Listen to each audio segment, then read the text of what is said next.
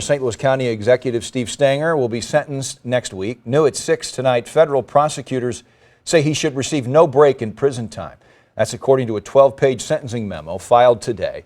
In that document, prosecutors stated that anything less than 3 to 4 years in prison would, quote, ignore the extent of the defendant's criminal conduct and the harm he caused to the public. Tonight News 4 is asking, what if the county never had a county executive position in the first place? It's just one of several ideas under consideration that could really shake things up. News 4's Lauren Traeger explains.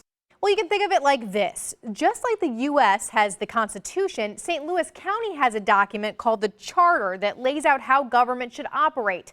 Last year, the voters agreed to discussions about whether to rewrite the county's constitution, and that could lead to some big changes. We can tinker with this and make changes, or we can take the entire thing, get rid of it, and start completely over. Chris Howard is a member of the County Charter Commission. Meeting every Wednesday, they've got a tough task: propose ideas to make government better. And every 10 years, you can go in and adjust to the time. There's some stuff in here that's kind of archaic. There's some big ticket items on the table based on lessons learned the hard way. Former County Executive Steve Stenger pleaded guilty in a pay-to-play scandal over county contracts. The specter of the rogue Stenger administration is hard to get away from.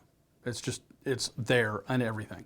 This Charter Commission has had a lot of conversation about trying to avoid making decisions based on the last administration. So one idea, to move to weaken the executive's role, studying how other counties do it instead. Some models eliminate the position altogether. A pure form eliminates it altogether. You wouldn't even have it. Is that on the table here? It's all on the table. Other proposed ideas would limit how many non-merit hires the county executive gets. Right now, he or she can appoint dozens of them. Or how about getting rid of politicking altogether? Another idea would make all county-wide elected offices nonpartisan. No more choosing between a Democrat or a Republican. So we are looking at some, and there are some concerns. I mean, listen, I've talked to hardcore Republicans who are against it, hardcore Democrats that are against it.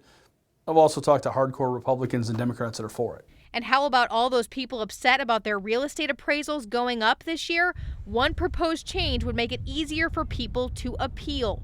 The county's police commission, too, could get a makeover, as some in our region question police oversight. The group wants to hear from you. You can make your voice heard at any of their Wednesday meetings.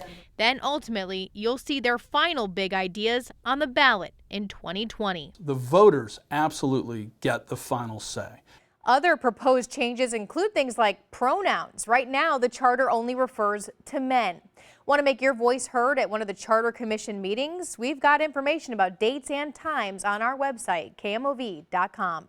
Lauren Traeger, News 4.